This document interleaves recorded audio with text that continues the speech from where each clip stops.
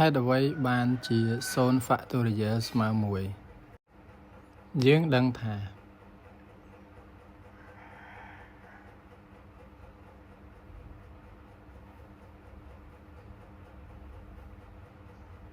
1 factorial ស្មើនឹង1អញ្ចឹងយើងមានរូបមន្ត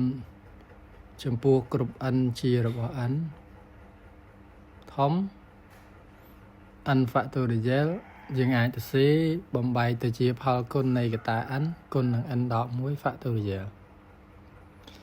តមកទៀតយើងទាញរកកន្សោម n ដក1 factorial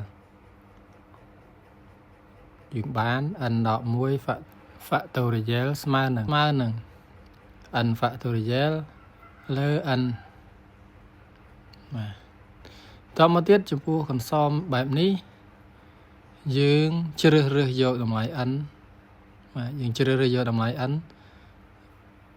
យកទៅចំនួននៅក្នុងកន្សោមហ្នឹងដោយបើសិនជា n ហ្នឹងស្មើ1ចឹងនោះកន្លែង n ដក1ទៅជា1ដក1 factorial ស្មើនឹង1 factorial លើ1តមកទៀតយើងធ្វើប្រមាណវិធីលើអង្គសងខាងទៅ1ដក1យើងបាន0 factorial ចំណែក1 factorial ស្មើនឹង1លើ1អញ្ចឹងចុងក្រោយ